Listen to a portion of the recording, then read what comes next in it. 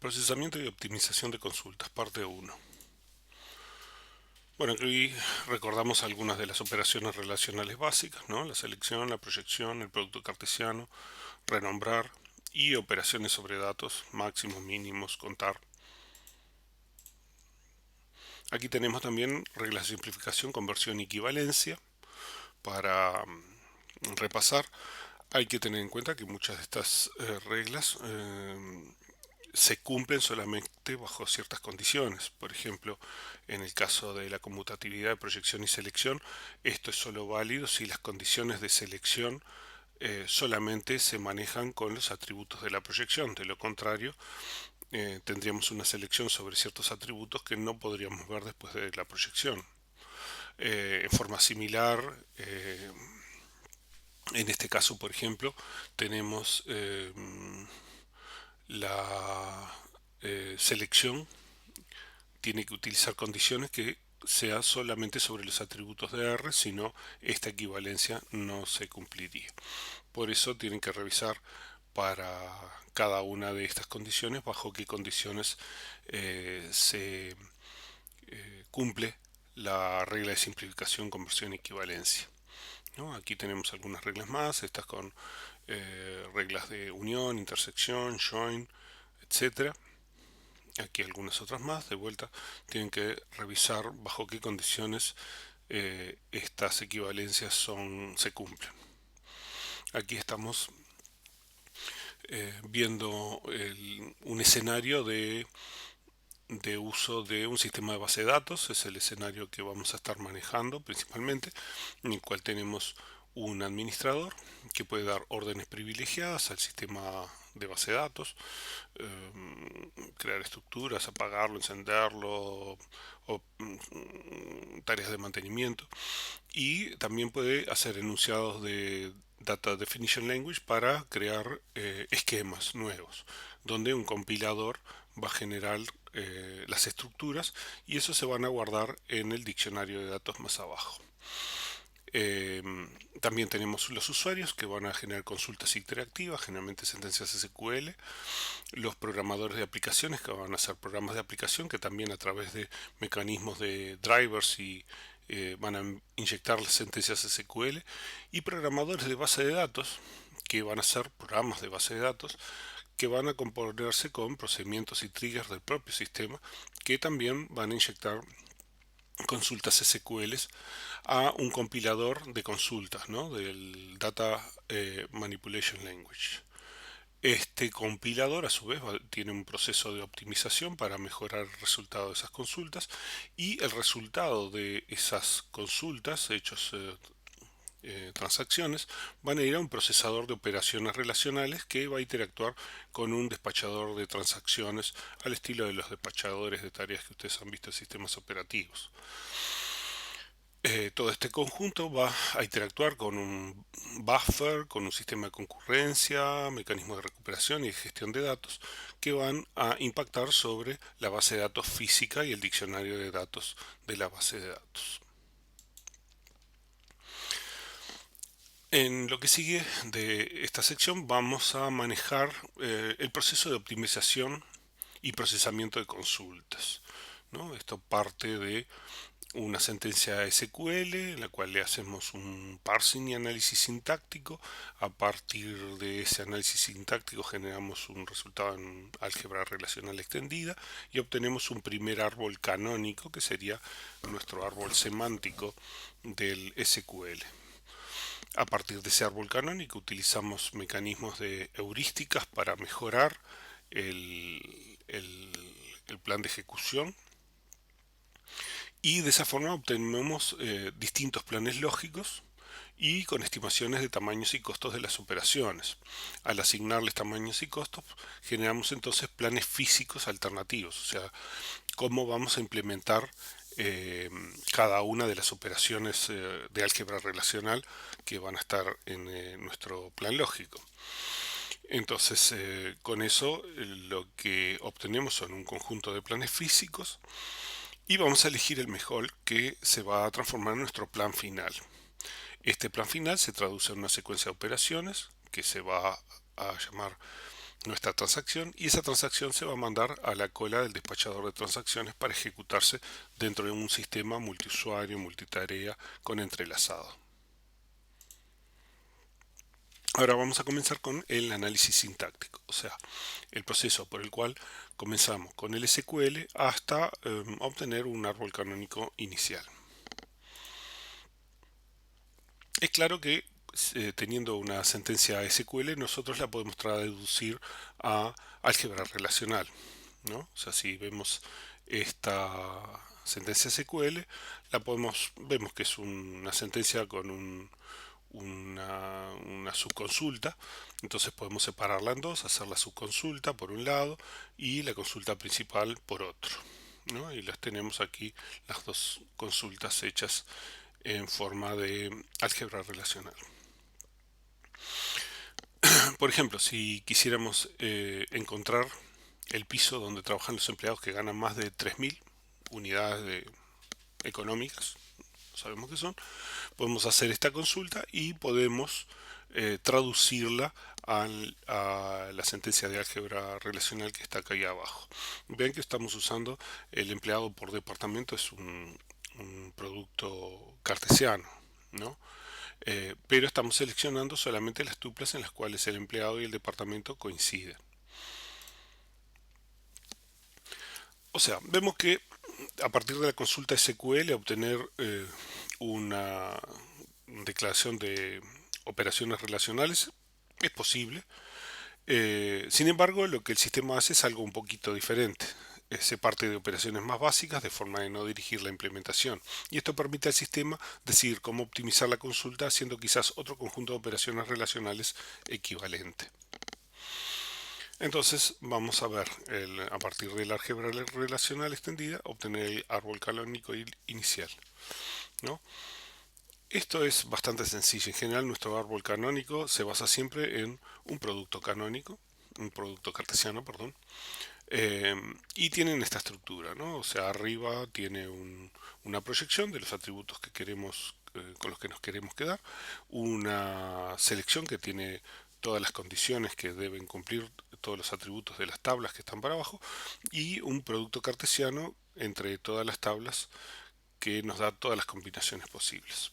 Y suponemos que debieran, bien elegidos, de esas combinaciones las válidas van a ser elegidas por la selección que está arriba. Para consultas sencillas, genéricas, que son las que vamos a ver más seguido, tenemos esta situación, o sea, tenemos el select con los atributos de la proyección que están más arriba, después el from que nos va a determinar las tablas que están vinculadas y el where que nos da las condiciones que deben cumplir todas los atributos de todas las tablas dentro de nuestra consulta.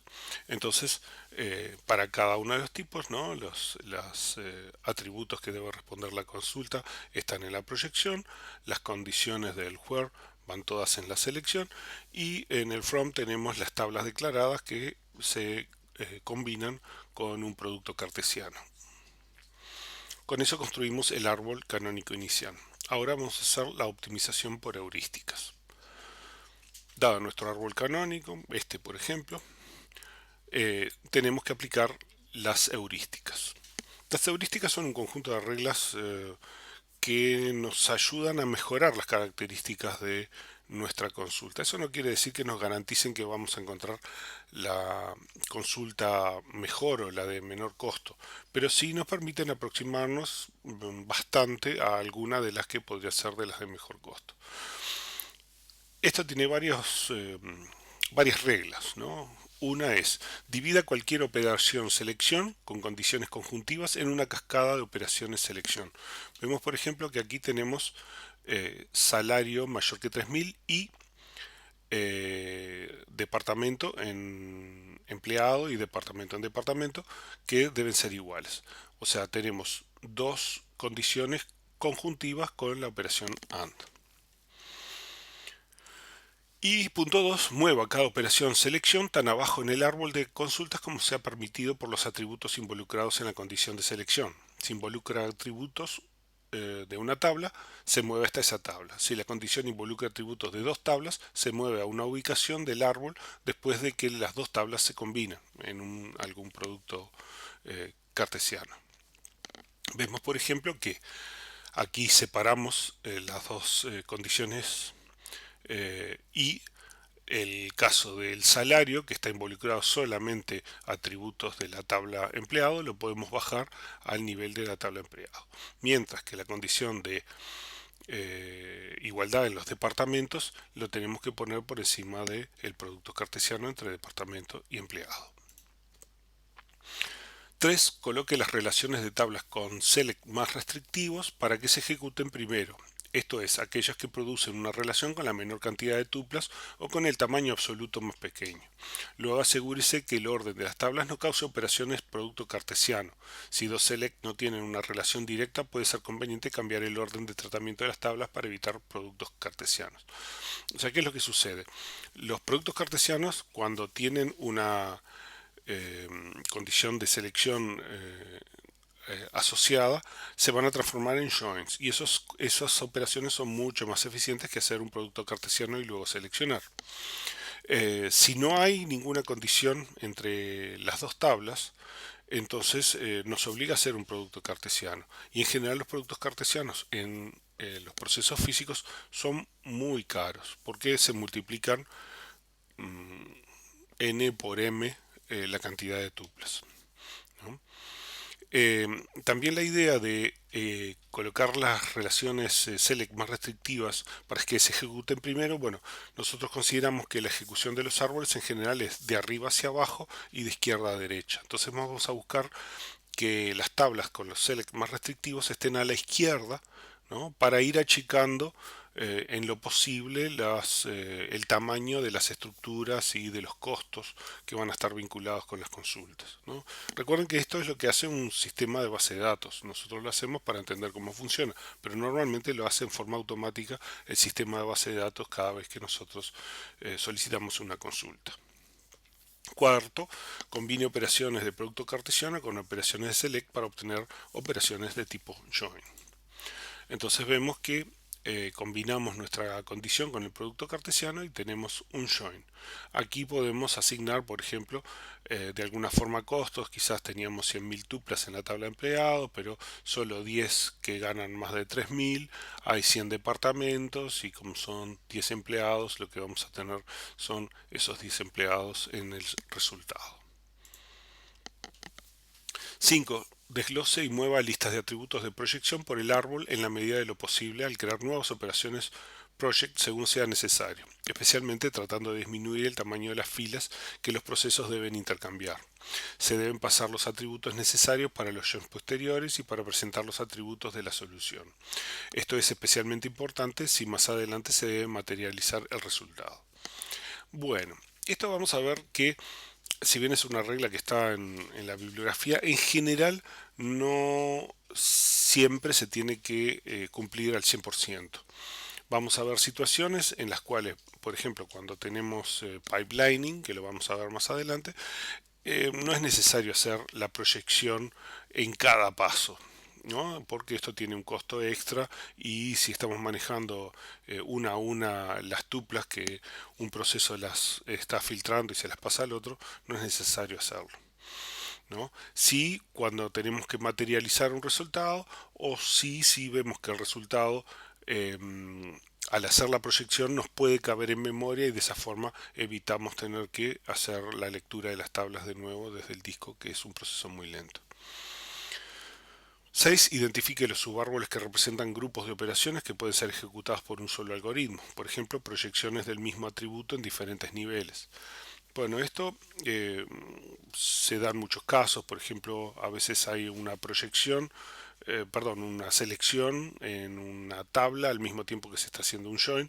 Bueno, entonces quizás no es necesario hacer el,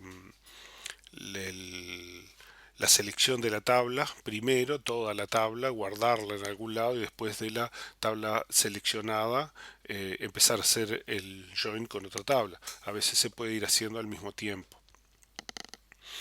Eh, 7. El producto cartesiano es aceptable en algunos casos, por ejemplo si cada relación tiene pocas tuplas o porque se pide eso mismo. Pero en general debemos pensar que el producto cartesiano, si aparece uno, tenemos que cuestionarnos si realmente se necesita, ¿no? En general los productos cartesianos son muy caros, nos multiplican enormemente todas las tablas y debemos evitarlos siempre que sea posible. 8. Itere estas heurísticas hasta lograr una o más estructuras adecuadamente buenas para implementar. Bueno, o sea, como dije antes, todas estas son reglas de heurística y se debe iterar en estas reglas hasta mejorar la consulta y llegar a una situación lo suficientemente buena como para implementar. Bueno, entonces, dada nuestra consulta SQL, obtenemos el árbol canónico y le aplicamos las heurísticas y de esa forma obtenemos la consulta optimizada que tiene la selección de los proyectos de Montevideo, el join con los departamentos, luego con los gerentes y allí tenemos toda la información de nuestra consulta SQL. Hay algunas otras heurísticas que valen la pena nombrar, ¿no? Que están en alguna otra bibliografía. Una es heurística por dependencia foránea. Eh, la idea es que si yo tengo un diseño de base de datos bastante bien hecho y hay dependencias foráneas y relaciones 1 a n encadenadas, yo puedo aprovechar esas estructuras para resolver las consultas, ¿no? Entonces se crea un grafo de dependencias de clave foránea, destacando los datos de las selecciones, los joins y los datos de las proyecciones o resultados. Normalmente esto devuelve un grafo arbóreo. Las aristas van desde las claves foráneas hacia las claves de las tablas. Se arma una secuencia de tablas de forma que las aristas apunten de izquierda a derecha. Se arma el camino más largo y se intercalan las otras ramas también de izquierda a derecha hasta antes del join donde se interconectan. Esto genera una secuencia de joins que normalmente tendrán a la izquierda las relaciones con clave foránea y a la derecha las relaciones con el medio de acceso que brinde la clave primaria de cada tabla en un atributo de join. También se trata de poner las selecciones lo más a la izquierda posible. En muchos casos de buen diseño, las restricciones de clave foránea siguen las dependencias vinculadas a las consultas más comunes dentro del sistema. Entonces, la restricción de clave foránea sugiere que se tiene una foreign key del lado izquierdo del join y un medio de acceso eficiente del lado derecho, ya sea un índice, tabla ordenada por el atributo de indexación, etc. Generalmente tenemos mecanismos eficientes para hacer el join siguiendo estas restricciones. Esto depende mucho de la selectividad de la restricción y el medio de acceso a la clave foránea.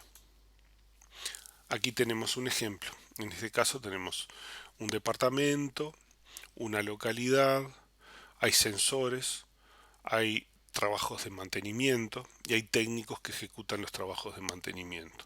Allí se describen los atributos y también se describen las dependencias de las claves foráneas. Entonces la consulta es seleccionar los técnicos por cédula y nombre que hicieron mantenimiento de los sensores en la localidad de Cerro Chato del departamento de Florida con tipo de incidente no registra datos y tipo de sensor anemómetro. Entonces vemos abajo que tenemos la secuencia de tablas mantenimiento, sensor, localidad, departamento con sus relaciones de clave foránea a clave principal de cada uno. Vean que dejamos para lo último el técnico, debido a que es el último dato que queremos. Lo último que precisamos son la cédula y el nombre. Y vamos a buscar cédula y nombre solamente de los técnicos a los que ya hayamos filtrado por todos los otros, las otras selecciones que tenemos con las otras tablas. La forma de seguir la clave foránea depende de la cardinalidad de los elementos y las selecciones, tratando de disminuir el costo. Es solo una heurística y no siempre da los mejores resultados. Se debe evaluar con otras alternativas. Una cosa para considerar en este tipo de casos es también el tema de indexar atributos de clave foránea. Eh, por ejemplo, si queremos mejorar el rendimiento on the LED cascade u operaciones similares o control de las restricciones de integridad referencial, Al eliminar una tupla en una relación, el sistema de base de datos debe comprobar si hay tuplas en otras tablas que hagan referencia a la tupla que se va a eliminar. Si la restricción de clave foránea se define como sin acción en la actualización y eliminación, o sea, no tiene onDelete onUpdate, no se puede borrar una tupla de la tabla, ya que eso dejaría las tuplas huérfanas en la tabla que refiere a esta. Y para encontrar las tuplas en forma eficiente, un índice con el atributo de clave foránea ayuda. Si la restricción de clave foránea se define con cascade, en la actualización o eliminación, cuando se modifica una tupla referenciada, todas las tuplas de referencia también deben modificarse, ya sea para reflejar el nuevo valor o en la eliminación en cascada. El índice ayuda a encontrar esas tuplas en la tabla de referencia. En muchos casos, el join puede ser más efectivo si se dispone de índices por clave foránea. Esto depende de las condiciones de selectividad y si la cardinalidad o dominio de las referencias foráneas está acotada y hay selecciones que filtran los resultados. Por ejemplo, en MySQL genera estos índices en forma automática. Se puede ver en el vínculo allí. Entonces, allí podemos usar eh, los vínculos en orden inverso. Vean que en este caso podríamos en departamento seleccionar primero por Florida y luego ir a buscar a la localidad cuáles son las localidades que son del departamento de Florida, porque en realidad sabemos que tenemos un índice por la clave foránea y así sucesivamente hasta al final encontrar los técnicos que hicieron el mantenimiento que estamos buscando.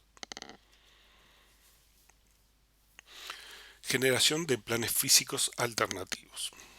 Bueno, aquí la idea es que vamos a estudiar distintas alternativas para hacer las operaciones de selección o joins u otras operaciones relacionales que sean necesarias en las consultas.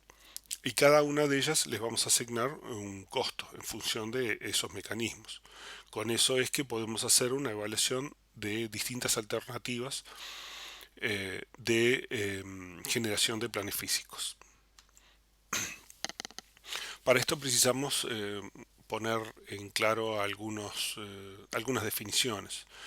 Aquí tenemos el de la declaración del número de tuplas de la tabla R, el número de bloques de la tabla R, el tamaño de la tupla de la tabla R en bytes, el factor de bloqueo de la tabla R, el número de valores diferentes para el campo A en la tabla R, y si A es clave, entonces es igual a el número de tuplas de R, ¿no? Ese es el caso particular. La selectividad de una selección sobre la tabla R. Esto lo que nos dice es qué porcentaje de las tuplas son seleccionadas para el caso de un atributo en particular. La cardinalidad promedio, o sea, cada vez que buscamos por igualdad en un atributo de la tabla R, en el atributo A, vamos a obtener una cantidad CS de tuplas. Y XA sería la cantidad de niveles o costo de algún tipo de índice en el atributo A. Bueno, suponemos que se tiene estudiado y hecho los prácticos sobre índices, se tiene claro los conceptos previos necesarios vistos en clase y se hicieron algunos ejercicios para fijar conocimientos. Selección.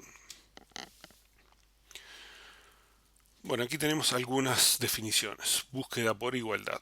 Se busca por un único valor para un atributo o un conjunto de atributos determinado. Si ese valor es único, esto nos determina una única tupla. Si hubiera más de un valor, se debería devolver todas las tuplas que cumplen, y por lo tanto debemos recorrer la estructura para encontrar todas esas otras estructuras. Si tenemos un medio de acceso que indica a los atributos involucrados, nos facilitará la operación.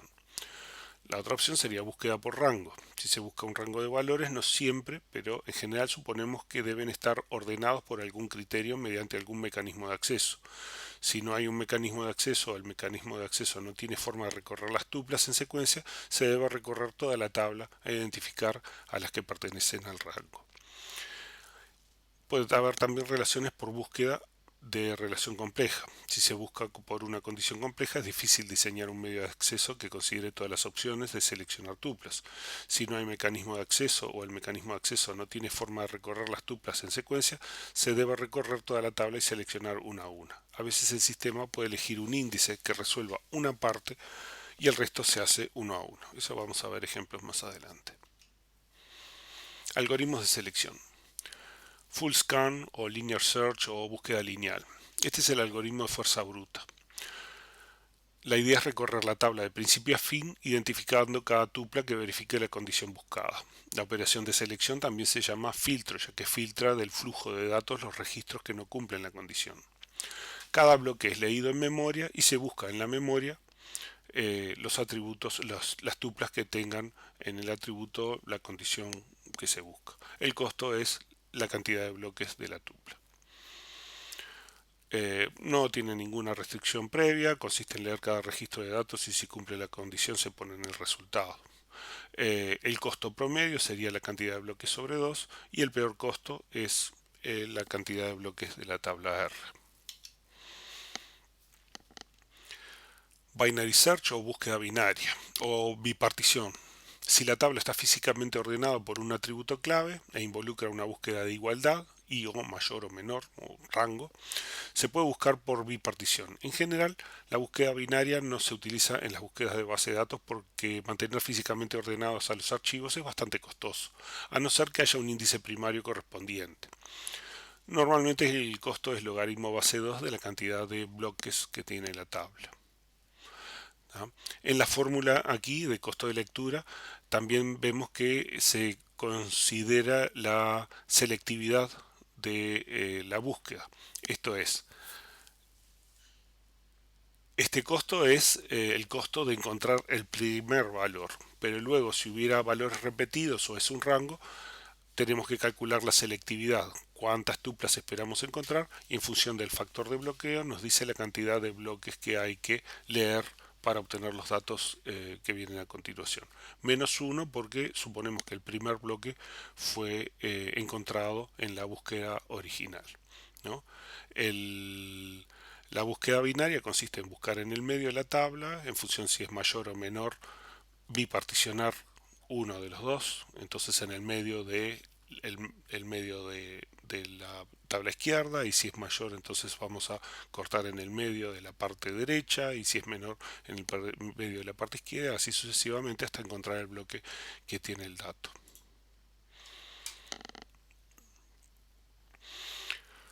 Usando un índice primario.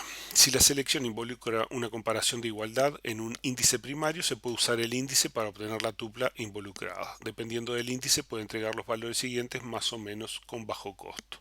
Supongamos un índice primario de agrupamiento, ¿no? En este caso tenemos un diccionario y el diccionario nos tiene un puntero a una lista de buckets que van a tener los punteros a cada una de las tuplas del archivo de datos, ¿no? Este es un índice denso y vamos a tener todos los punteros a todos los atributos, ¿no? El costo de lectura va a ser costo X, que sería el costo de eh, recorrer el directorio.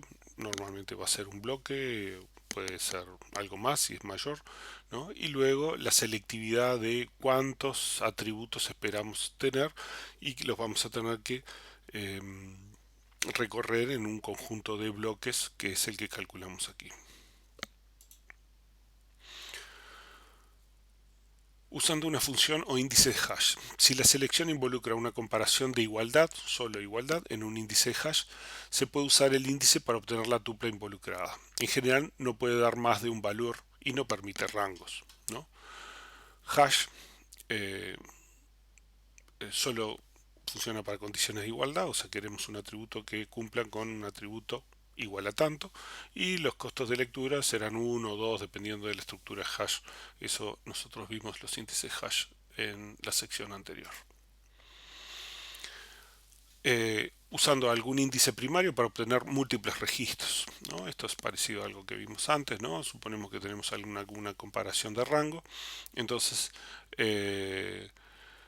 lo que tenemos es se buscan el primer registro por el índice y luego se obtienen los registros siguientes recorriendo la estructura, ¿no? Aquí depende un poco de la estructura, pero vimos algún ejemplo antes. Eh, Usar un clustering index, un índice de agrupamiento. En este caso suponemos, por ejemplo, que nuestra tabla de datos está ordenada y entonces tendríamos el costo de recorrer el diccionario y al encontrar el valor nos daría un puntero para la tabla de datos y allí recorreríamos todos los valores que son iguales dentro de la tabla que estarían planteados en este costo, ¿no? Este es el costo de encontrar primero el bloque y después este es el de recorrer los bloques con la cantidad esperada de atributos y tuplas que pensamos que la consulta va a responder. Eh, Opción 6 es usar un índice secundario, por ejemplo un B+, con igualdad. El método de búsqueda se puede usar para recuperar un solo registro si el campo de indexación es una clave y tiene valores únicos, o para recuperar múltiples registros si el campo de indexación no es una clave. Esto también se puede usar para comparaciones que incluyen mayor, menor, menor o igual. El árbol B+ incluye todos los nodos hojas en una secuencia de valores consecutivos de la clave, por lo que se pueden recorrer los valores. Quedan todos los valores ordenados en los nodos hoja. El costo de lectura sería la altura del árbol y una vez que encontramos el primer nodo hoja, tendríamos que recorrer todos los nodos hoja para la selectividad que nosotros esperamos. Este sería el factor de bloqueo de los nodos hoja. -1 porque el primer nodo hoja ya lo encontramos en la primera búsqueda. Y luego, para cada uno de los nodos hoja tenemos un puntero de índice denso hacia los datos. Entonces aquí tenemos la selectividad de nuevo para calcular la cantidad de bloques leídos del archivo de datos para obtener todos los datos que estábamos buscando. Unos índices que son también muy interesantes son los índices de mapa de bit, ¿no? La idea es que yo tengo pocos valores únicos y un índice por cada valor, similar al agrupamiento. La idea es, yo tengo cosas como, bueno, por ejemplo, sexo o un departamento, de qué departamentos son, ¿no? Entonces simplemente lo guardo con un bit. Por ejemplo, si fueran departamentos tendría 19 bits y el que esté en 1 me indica en qué departamento está. Luego, si yo quiero obtener todas las tuplas que están en un departamento en particular, simplemente hago un enmascaramiento y me quedo con los unos de una cierta columna. Y eso me va a decir, según la posición, cuál es la tupla, la posición de la tupla en los bloques donde yo tengo el atributo con ese valor. También podemos tener algún tipo de índice funcional. En esos casos son índices diseñados con alguna función más o menos compleja que vincula uno o más atributos de la tabla a alguna posición virtual eh, de alguna dimensión más chica que el conjunto de atributos que estamos considerando, ¿no? La selección incluye expresiones complejas y comparaciones entre campos de las tablas. Se crea un índice con un campo calculado que nos da un valor a partir de otros campos de las tablas involucradas. Muchas veces su valor se instancia en una columna. El costo es el costo X del índice y más la búsqueda de recorrer los múltiples registros. Esto depende bastante de la estructura que pueda tener cada uno de esos índices funcionales. Selección conjuntiva usando un índice individual. AND. O sea, en este caso tenemos una selección en la cual tenemos una condición 1 y una condición 2, ¿no? Y se permite el uso de uno de los métodos que vimos antes, ¿no? Y se usa esta condición para recuperar los registros para una de las condiciones y luego se verifica uno a uno si cumple con el resto de la fórmula. O sea, entender que como no tenemos un índice que sea para las dos condiciones, sino que tenemos solo para una, entonces buscamos por un índice y luego para cada una de las tuplas verificamos para el resto de las condiciones conjuntivas que haya. Esta es una opción. La otra opción es selección conjuntiva usando un índice compuesto. Si dos o más atributos están involucrados en condiciones de igualdad en la condición de selección conjuntiva y existe un índice compuesto o estructura hash en los campos combinados, podemos usar el índice directamente. O sea, eh, creamos un índice especial para buscar por esas condiciones complejas. Si la consulta es muy común, entonces creamos el índice y va a ser mucho más fácil encontrar esos datos. Esta es otra opción bastante interesante, ¿no? Eh, Tenemos la selección conjuntiva por intersección de punteros de registro. Si hay índices secundarios u otras vías de acceso en más de uno de los campos involucrados en las condiciones de selección conjuntiva, y si los índices incluyen punteros de registro en lugar de punteros de bloque, aunque puede funcionar con punteros de bloque, se puede utilizar para recuperar el conjunto de punteros de registro que satisfacen las condiciones. O sea, suponemos que tenemos un conjunto de condiciones 1 y 2 y tenemos índices que están generados para la condición 1 y la condición 2 sobre esa misma tabla.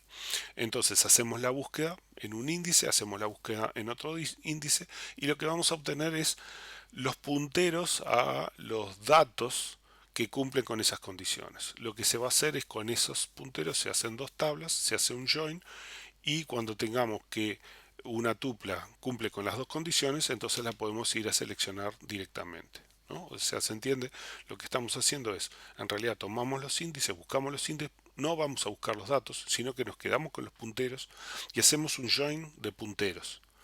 El join de punteros nos va a determinar cuáles son los registros y los bloques que tienen tuplas que cumplen con el conjunto de condiciones conjuntivas. En el caso de selección disjuntiva o con OR, es mucho más sencillo porque es la unión de todas las selecciones individuales. Simplemente hacemos una a una todas las selecciones y luego hacemos la unión. La negación es buscar justamente las tuplas que no cumplen con esas condiciones, ¿no? Entonces, la idea es la selección de las filas para los cuales la condición es falsa y seleccionamos los elementos que no corresponden a la selección verdadera. Esto depende del medio de acceso y el dominio de los atributos involucrados. En general, casi siempre depende de recorrer todos los ejemplares y descartar los que verifican la condición. Es deseable que se realice sobre subconjuntos de datos que restrinjan el espacio de búsqueda para evitar tener que siempre recorrer toda la tabla, o en especial con datos que tienen una tendencia a infinito, ¿no? O sea, todos los que no son un subconjunto de datos van a ser un conjunto que potencialmente puede ser infinito. Entonces, en general tenemos que evitar esto, ¿no? Hay que ver para cada caso cómo hacemos una selección por negación. Estimación de la selectividad. Para todas las tablas el sistema mantiene un catálogo de la base de datos con la siguiente información. Para cada tabla R, con un esquema R, el contenido, cuánta es la cantidad de tuplas que tiene, el número de filas, registros de esa relación, el ancho de una tupla, cuántos bytes tiene, el número de bloques que ocupa en el disco, el factor de bloqueo para cada bloque, o sea, cuántas tuplas por bloque tiene, el número de valores diferentes para un cierto atributo, los valores máximos y mínimos del atributo de la tabla y otras relaciones, algunas ya las vimos.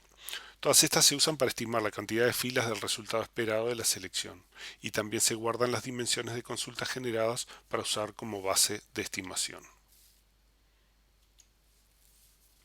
Vemos un ejemplo. En este caso tenemos unas ventas de productos.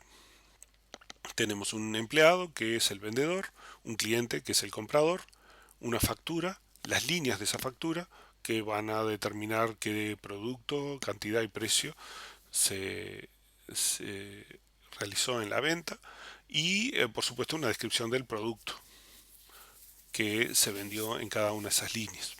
Vemos la descripción de las tablas, de las relaciones y de las claves foráneas de esas tablas.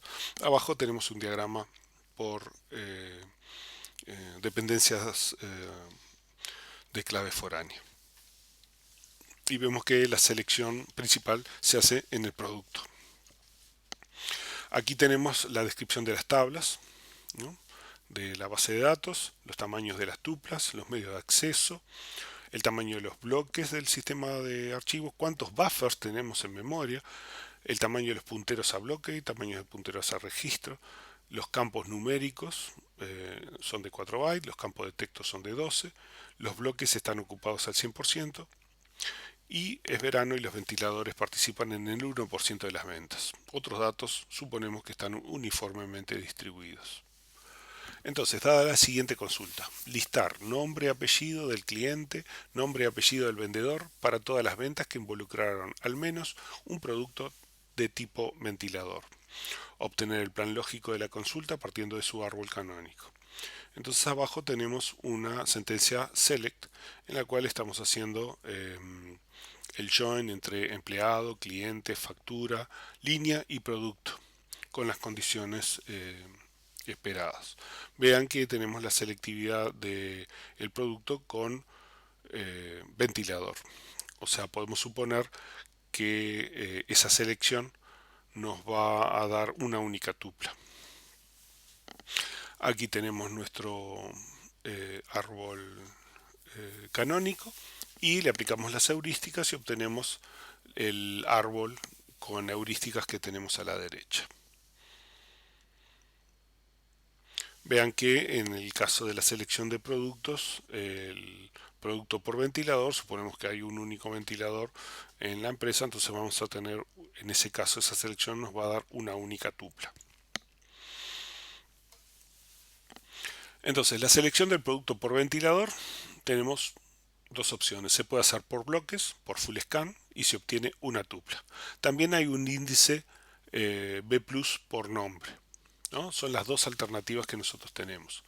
El join con la línea, que es una tupla a la izquierda, es igual a la selección y se puede hacer con índice por ID producto y también se puede hacer por full scan. O sea, en este caso es la selección del producto con nombre de ventilador nos da una tupla.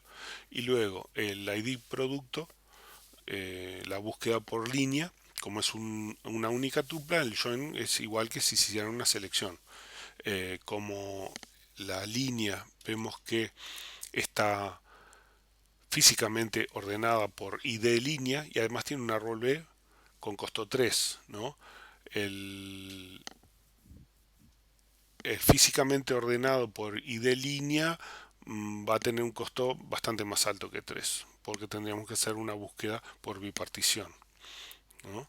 Sin embargo, como tenemos un árbol B, el costo es 3. Vamos a preferir ese. Entonces hacemos la búsqueda del ventilador y después, obteniendo el código de ID producto del ventilador, podemos buscar las líneas que están relacionadas con las ventas que nos interesan.